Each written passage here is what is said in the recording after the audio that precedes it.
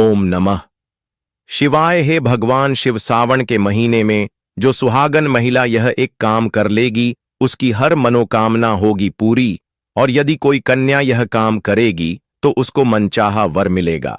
नमस्कार दोस्तों, स्वागत है आपका। हे भगवान शिव, यदि सावन सोमवार में आपके इस भक्त से कोई भूल हो जाए तो क्षमा करना, हम सब आपकी ही संतान हैं। और जो इस वीडियो को लाइक करें उसके दुख दर्द और गरीबी को दूर कर देना, लाइक जरूर करें। सावन की हार्दिक शुभकामनाएं। दोस्तों, सावन सोमवार के पवित्र दिन में यहाँ पर बांधे एक जोड़ी हरी चूड़ी 24 घंटे के अंदर में देखे चमत्कार। सावन का जो महीना होता है मर्यादा एवं ये भक्ति का महीना होता है, भक्ति का माह होता है। सावन के पूरे महीने पर भगवान भोलेनाथ जी का नियंत्रण माना जाता है। कालों के भी काल कहे जाने वाले महाकाल शिव शंभू को सावन का महीना बहुत ही खूबसूरत लगता है। इस समय सूखे पड़े बंजर सूखे पड़े बाग खिलखिला उठते हैं, चारों ओर हरियाली ही हरियाली दिखाई होती है। सावन का महीना लड्डू गोपाल श्री कृष्ण को अति प्रिय है। अपने बाल गोपाल रूप में भगवान लड्डू गोपाल वृंदावन में सावन में स्नान अवश्य करने आते हैं।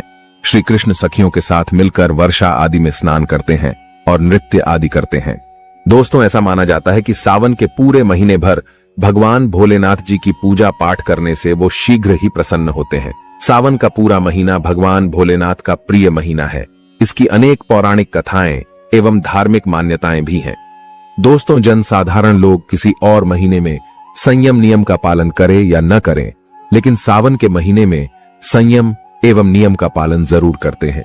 सावन में जो लोग व्रत आदि करते हैं तो उन्हें पूरे महीने भर लहसुन प्याज तथा किसी का झूठा भोजन भी नहीं करना चाहिए, क्योंकि इस समय व्रतधारी भगवान शिव की शरण में होता है। तो आप कोई भी ऐसा पाप न करें जिससे भगवान शिव क्रोधित हो जाएं। तो आज की जो वीडियो है बहुत ही सुंदर है, ज्ञानवर्धक जानकारी है। इस वीडियो को अपने फायदे के लिए जरूर पूरा देखना है, क्योंकि अधूरा ज्ञान हमेशा अधूरा फल ही देगा और भगवान शिव का अपमान भी माना जाएगा। इसलिए सावन के शुभ अवसर पर वीडियो को अंत तक जरूर देखें और कमेंट में अपनी राशि जरूर डाल दीजिएगा। यदि हमारे पास कोई उपाय होगा तो वह आकर हम आपके कमेंट के रिप्लाई में जरूर बताएंगे। सावन के महीने की विशेष महत्व कुछ इस प्रकार से है। दोस्तों, सावन के महीने में ही समुद्र मंथन हुआ था। सावन के महीने में ही माता लक्ष्मी उत्पन्न हुई थी और माता लक्ष्मी को धन की देवी का दर्जा सावन के महीने में ही प्राप्त हुआ था। सावन के महीने में ही भगवान भोलेनाथ भूलोक पर आ जाते हैं और भूलोक पर जिनके घर पर यथावश शिवलिंग रखा हुआ होता है तो उनके घर में भगवान आशिंक रूप में जरूर आते हैं। दोस्तों, इस माह में भगवान विष्णु योग निद्रा में चले जाते हैं तो सृष्टि का जो भार होता है वो भगवान भोलेनाथ संभालते हैं। तो आज की जो वीडियो का विषय है बहुत ही सुंदर है कि इस वृक्ष पर बांधे 2 जोड़ा हरी चूड़ी, आपकी हर इच्छा शीघ्र ही पूर्ण होगी। और इस वृक्ष पर सावन में अगर हरी चूड़ी बांधते हैं तो आपकी सभी मनोकामना शीघ्र ही पूर्ण होगी ही होगी और आपका आने वाला समय भी सुगमता पूर्वक से गुजरेगा और कैसी भी आपके जीवन में जो परेशानी चल रही हो वो परेशानी भी समाप्त हो जाएगी। अच्छी चूड़ी सभी समुदाय के लोग पहनते हैं। हिंदू, मुस्लिम, सिख, ईसाई सभी लोग अपने हाथों में चूड़ियां अवश्य धारण करते हैं। कोई इसे बैंगल्स बोलता है तो कोई इसे करें तो कोई इसे चूड़ी आदि बोलता है, लेकिन चूड़ी का महत्व सर्वप्रिय है। देवी देवताओं को अति आकर्षित करने वाली चूड़ियां मानी जाती हैं, खासकर माता रानी जो महिला चूड़ी पहनकर। दोस्तों, अगर आप भी भोलेनाथ के सच्चे भक्त हैं तो कमेंट बॉक्स में ओम नमः शिवाय जरूर लिखना, और अगर आप भोलेनाथ से प्यार करते हैं तो एक लाइक जरूर करेंगे। दोस्तों, भगवान भोलेनाथ जी को ये 3 वृक्ष अत्यंत प्रिय है और इस वृक्ष की पूजा करने से शिव पूजा करने का ही फल प्राप्त होता है। दोस्तों, इस वृक्ष के बारे में शास्त्रों में यह भी कहा जाता है कि मनुष्य जाति के जन्म कल्याण के लिए स्वयं भगवान भोलेनाथ एवं माता पार्वती इन वृक्षों के रूप में भूलोक पर अवतरित हुए थे, अर्थात भूलोक पर जन्म लिया था। तो आइए इस वीडियो में जानते हैं सावन में हरी चूड़ी का महत्व। दोस्तों, हरा रंग सौभाग्य एवं उल्लास का प्रतीक माना जाता है जो मन को शीघ्र ही आनंदित करता है। हरा रंग प्रकृति का वो स्वरूप है। हरा रंग प्रकृति का स्वरूप माना जाता है और माता पार्वती भी प्रकृति है एवं भोलेनाथ को पुरुष माना जाता है।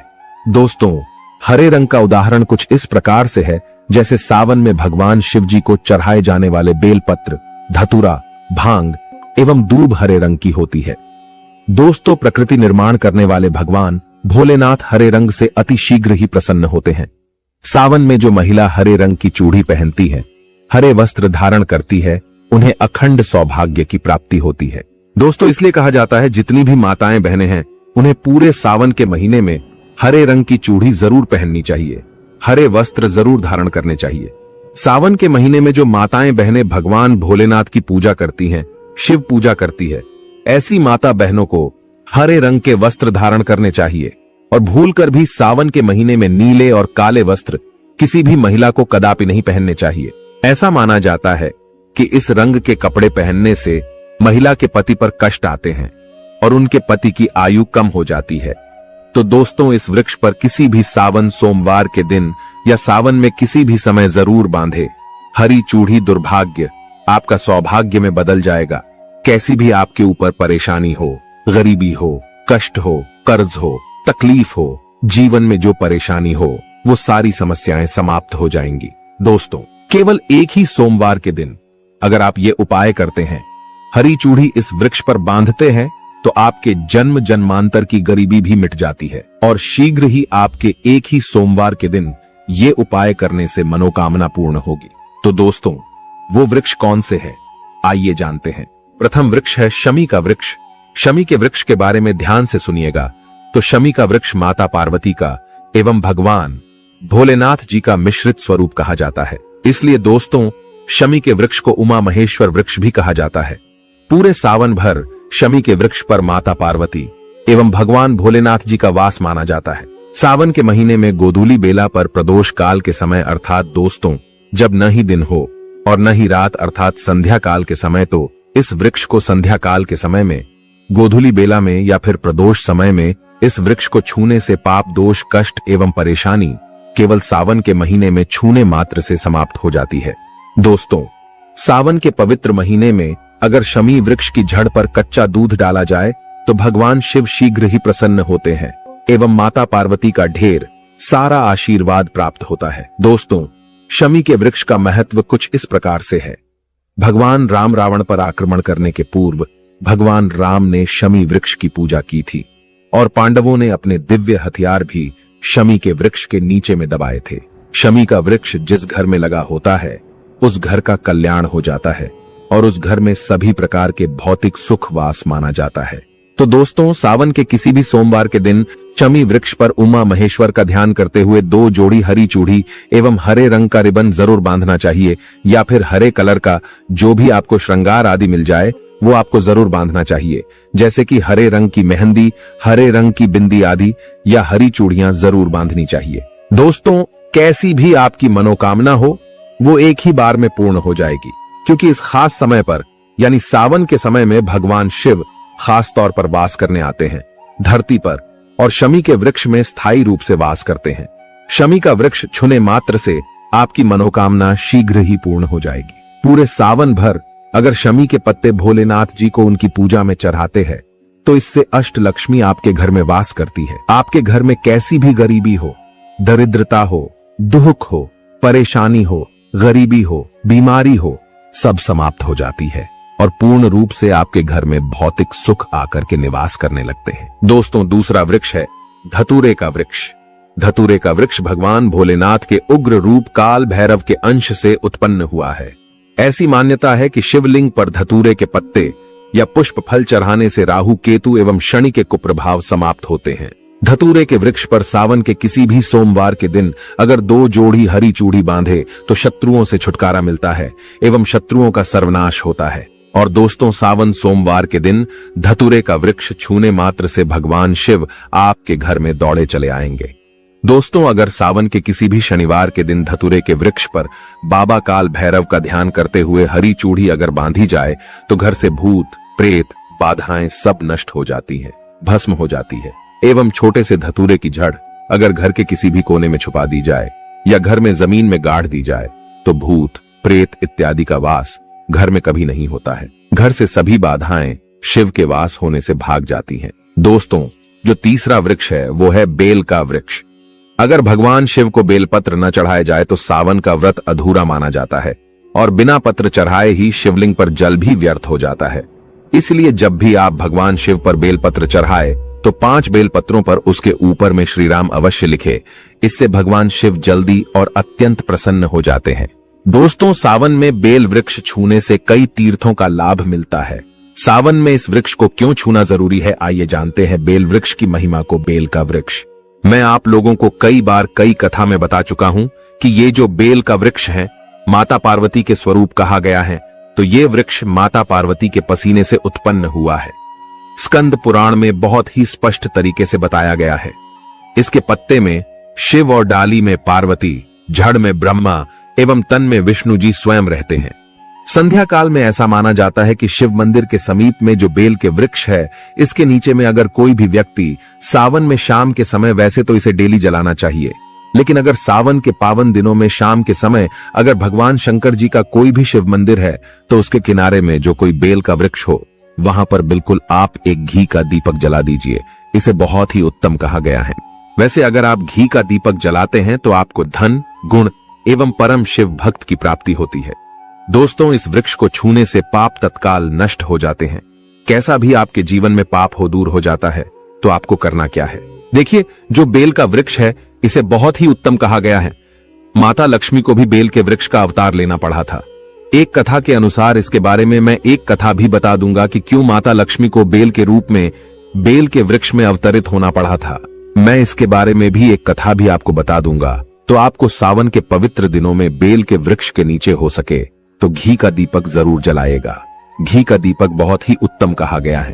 अन्य वृक्षों को जैसे आपने मक्खन चढ़ाया, बताशे का भोग लगाया, बेल के वृक्ष को माता पार्वती तथा भगवान शंकर का स्वरूप ही कहेंगे।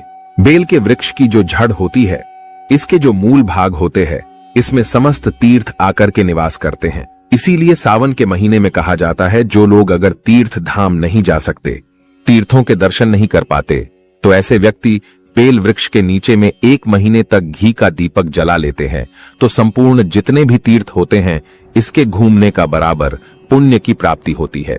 मैं इसलिए सारी जानकारी, गुप्त रहस्य जानकारी बताता हूं, जिससे आप सभी दर्शकों को कल्याण हो, दर्शकों की बिल्कुल ही आध्यात्मिक उन्नति हो। सभी को धन की जरूरत नहीं होती, किसी को पुण्य की प्राप्ति की जरूरत होती है। कोई आध्यात्मिक उन्नति करना चाहते हैं। इसीलिए इस प्रकार के छोटे छोटे गुण भरे रहस्य जानकारी वीडियो में बता देता हूं। दोस्तों, अब करना क्या है, सावन के शुभ मंगल दिनों में इस वृक्ष को छूना है। माता पार्वती से प्रार्थना लगानी है कि हे माता पार्वती, आप ही शक्ति स्वरूपा है, लक्ष्मी है, धन की देवी है, आप ही संसार को चलाने वाली देवी है। इस प्रकार से प्रार्थना करते हुए इस वृक्ष को छूना है और बोलना है, मेरी गरीबी मिटाए माता, मेरी निर्धनता को मिटाए, मेरे जीवन में चल रही परेशानियां, सारी परेशानियों को दूर करें। इस प्रकार प्रार्थना करते हुए आपको एक कपूर और एक लौंग को भी जला देना है और एक काम जरूर करना है। जलाने के बाद इस वृक्ष को आपको बोलना है कि मैं भोग स्वरूप आपको धतूरे के पत्ते एवं धतूरे के फल समर्पित कर रहा हूं, आप स्वीकार करें। दोस्तों, इस वृक्ष की जड़ के नीचे में भी आपको धतूरे के फल एवं पुष्प है तो पुष्प भी रख सकते हैं, फिर पत्ते रख दीजिए। और अब वृक्ष आपको छूना है, प्रार्थना करते हुए कि हमारी गरीबी मिटाए, हमारी निर्धनता मिटाए, बिल्कुल ही आपके जीवन में कभी गरीबी नहीं आएगी। और एक प्रार्थना जरूर करना है, किसी की हाय लग गई हो, बददुआ लग गई हो, किसी का दोष लगा हो, जिसके कारण हमारी आध्यात्मिक उन्नति नहीं हो पा रही हो, तो आप जो है हाय, बददुआ एवं किसी का दोष लगा हो, उसे तुरंत दूर करें। शनि, राहु, केतु का अगर दुष्ट प्रभाव लग रहा हो, नवग्रहों में से कोई नवग्रह हमें पीड़ित कर रहा हो, या फिर किसी भी हमारे पूर्वजों द्वारा किसी भी प्रकार का हमें पितृ दोष लगा हो, क्योंकि पितृ दोष लगने के कारण व्यक्ति की आत्मिक उन्नति भी नहीं हो पाती, तो आप बोलना कि समस्त प्रकार के दोषों को आप दूर करें, अपने अंदर में खींच लीजिए और आप हमें दोष मुक्त कर दीजिए। तो इस प्रकार से आपको ये प्रार्थना करनी है। और एक काम आपको जरूर करना चाहिए, आपको सावन के समय धर्म शास्त्रों में कहा गया है, बहुत सारे लोग भी बताते हैं, हमारे गुरुजी भी कहा करते थे, सावन के दिन अगर बेल के वृक्ष की जड़ में मिश्रित युक्त मिश्री, जो मिश्री आती है खड़ी खड़ी, आप सभी दर्शकों को जरूर पता होगी, शक्कर टाइप की होती है, तो आपको मिश्री डाला हुआ दूध अगर आप इनकी जड़ में डालते हैं तो ऐसा कहा गया है कि ऐसा व्यक्ति कभी निर्धन नहीं होता। ऐसे व्यक्ति के जीवन से किसी भी प्रकार से अगर लक्ष्मी रुष्ट हो चुकी हो, ऐसे व्यक्ति पर मां लक्ष्मी भी प्रसन्न होती है। ऐसे व्यक्ति के जीवन में धन का अभाव नहीं होता। ऐसे व्यक्ति फिर निरोग रहते हैं, निरोग काया प्राप्त होती है। आप चाहते हैं तो यही क्रिया नियम के वृक्ष पर भी कर सकते हैं। नियम के वृक्ष पर माता लक्ष्मी निवास करती है। समस्त दैवीय शक्ति निवास करती है। नियम के वृक्ष में अगर आप जो है सावन के शुभ मंगल दिनों में आपको एक गिलास या फिर एक लोटे सामर्थ्य के अनुसार तांबे के लोटे में आपको दूध डाल करके इनके अंदर जो है अभिषेक करना चाहिए, इनकी जड़ में डालना चाहिए। लेकिन आपको मीठा दूध ही डालना है, मिश्री मिला हुआ दूध आपको चढ़ाना है, इनकी जड़ में डालना है और गरीबी मिटाने की प्रार्थना करनी है। या फिर जिन लोगों पे कर्जे का भार है वो लोग बोल सकते हैं कि हमारे कर्जे का भार दूर हो, या फिर जीवन में जो किसी भी प्रकार की जो परेशानी है वो परेशानी भी बोल देना। वो परेशानी तत्काल ये वृक्ष समाप्त करते हैं और आपको इसे छू करके आ जाना है। दोस्तों, सावन में आप इन वृक्षों को जरूर छुएं, आपका कायाकल्प हो जाएगा। भगवान शिव आपके ऊपर मेहरबान हो जाएंगे, आपकी भक्ति की कामना आराधना पूर्ण हो जाएगी। तो अगर आप महादेव की कृपा प्राप्त करना चाहते हैं और उन्हें अपने घर पर बुलाना चाहते हैं तो कमेंट बॉक्स में लिखें, भगवान शिव आपका स्वागत है हमारे घर में। हर हर महादेव, ओम नमः शिवाय एक लाइक जरूर करें।